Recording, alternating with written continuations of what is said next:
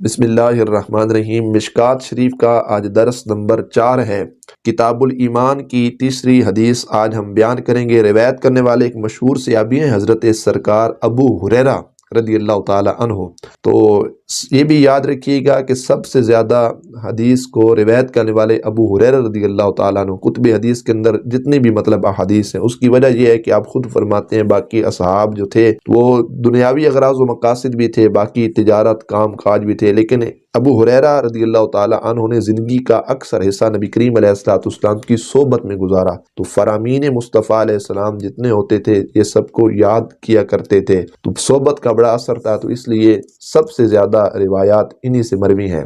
ابو ہریرہ کیوں ان کو کہا جاتا ہے؟ نام میں اختلاف ہے، عبد شمس بھی ہے، عبد الرحمن ابن سخر بھی ہے، لیکن بلیوں سے محبت کیا کرتے تھے۔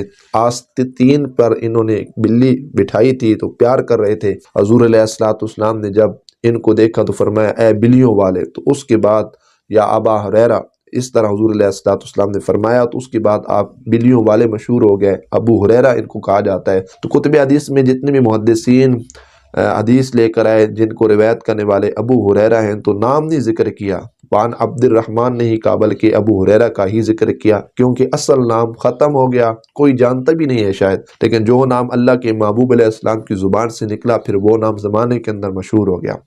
قال رسول اللہ صلی اللہ علیہ وسلم الایمان بضع و سبعون شعبہ۔ آپ فرماتے ہیں کہ نبی اکرم صلی اللہ علیہ وآلہ وسلم نے ارشاد فرمایا کہ ایمان کی چاند اور 70 شاخیں ہیں۔ بعض محدثین نے کہا کہ 73، 70 اور چاند سے مراد 3 اوپر 73 شاخیں ہیں ایمان کی۔ فَأَفْضَلُهَا قَوْلُ لَا إِلَهَ إِلَّا اللَّهُ، ان میں سب سے جو افضل ترین شاخ ہے نا وہ لا الہ الا اللہ کا پڑھنا ہے۔ اس لیے ملا علی قاری نے فرمایا افضل الذکر لا الہ الا اللہ، یہ ایمان کی سب سے بہترین ہے کہ بندہ اللہ رب العزت کے ذکر کے اندر مصروف عمل رہے، یہ سب سے بہتر ہے۔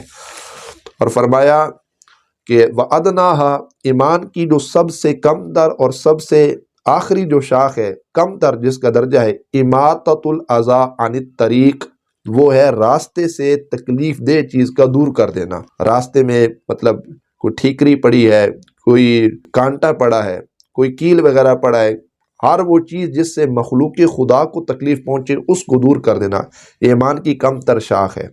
اور فرمایا وَالْحَيَاءُ شُعْبَةٌ مِّنَ الْإِيمَانِ، اور اسی طرح جو حیا ہے یہ بھی ایمان کا ایک شعبہ ہے، ایمان کی ایک شاخ ہے۔ اب یہاں پر ایک بات یہ ہے، چلیں افضل جو شاخ ہے وہ لا الہ الا اللہ پڑھنا ہے، وہ تو افضل ہے ہی صحیح، یہ جو سب سے کم تر ہے کہ راستے میں سے تکلیف دہ چیز کا دور کر دینا تاکہ کسی مخلوق کو تکلیف نہ پہنچے۔ حدیث میں آتا ہے نبی کریم علیہ السلام نے فرمایا ایک شخص کی بخشش ہوگی، وہ راستے میں گزر رہا تھا تو ایک ٹہنی جو تھی اس کا جھکاؤ تھا تو لوگوں کو تکلیف ہوا کرتی تھی، اس نے اس کو کاٹ دیا۔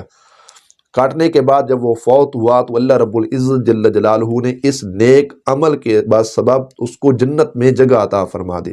تو سب سے کم تر شاخ راستے میں سے کسی تکلیف دہ چیز کا دور کر دینا، اس پر اگر رب جنت عطا فرما سکتا ہے تو پھر ایمان کی جو اوپر والی شاخیں ہیں اور ان میں جو سب سے اعلیٰ ترین شاخ ہے وہ کلمہ ہے، وہ رب کا ذکر ہے، اس پر رب ذوالجلال ہم پر کتنا کرم فرمائے گا۔ بنی اسرائیل میں ایک کنجری تھی، بدکارہ عورت تھی، کتے کو پانی پلایا، اللہ نے پھر بھی بخش دیا، مخلوق کے ساتھ اچھا عمل کیا۔ تو یہ تو کم تر مطلب یہ اس کی جو رحمتیں ہیں نا وہ تو بہانہ ڈھونڈتی ہیں، مخلوق کے ساتھ بھلائی کرو گے تو اللہ رب العزت راضی ہو جاتا ہے۔ تو بہرحال حیا جو ہے نا یہ بھی ایمان کا ایک شعبہ ہے۔ حیا کی جو مختلف تعریفیں علماء نے ذکر کی ہیں، لیکن صوفیاء کے نزدیک حیا کس چیز کا نام ہے؟ حقیقت حیا، فرماتے ہیں کہ حیا تجھے وہاں نہ جانے دے جہاں سے اللہ رب العزت نے تمہیں منع کر دیا ہے، یہ اس چیز کا نام حیا ہے۔ اللہ رسول نے جن جن چیزوں سے منع کیا اس سے رکنا، اس چیز کا نام حیا ہے، اس چیز کا نام کیا ہے؟ حیا ہے۔ اسی کو حیائے ایمانی کہا جاتا ہے اور یہی قابل مقبول ہے۔ ایک حیا ہے نا عوام کی نظروں میں جس کو لوگوں کے اندر معروف کر دیا گیا کہ بندہ کسی کو کہے یار بازار جاؤ اور وہاں سے جا کر کوئی چیز لے کر آؤ تو بندہ کہتے ہیں مجھے حیا آتی ہے، مجھے شرم آتی ہے۔ بندہ مجلس میں بیٹھو کسی کو بندہ کہے یار کوئی نعت سنا، کوئی شعر پڑھ دے تو وہ منہ پہ رومال رکھ دے گا، کہے گا مجھے شرم آتی ہے، مجھے حیا آتی ہے۔ تو یہ حیا نہیں ہے، اس حیا سے مراد حیائے ایمانی ہے کہ مطلب اللہ اور اس کے رسول علیہ السلام نے جن چیزوں سے منع کیا اس سے باز رہنا، اس کو حیا ایمانی کہا جاتا ہے، اور یہ اسی لحاظ سے جو ہے اس کو ایمان کا حصہ قرار دیا گیا ہے، اس کو ایمان کی شاخ جو ہے وہ قرار دیا گیا ہے۔ اللہ رب العزت عمل کی توفیق نصیب فرمائے اور حدیث پاک کا جو فیضان ہے اس سے ہم سب کی سینوں کو مستفیض فرمائے۔ وآخر دعوانا ان الحمد للہ رب العالمین۔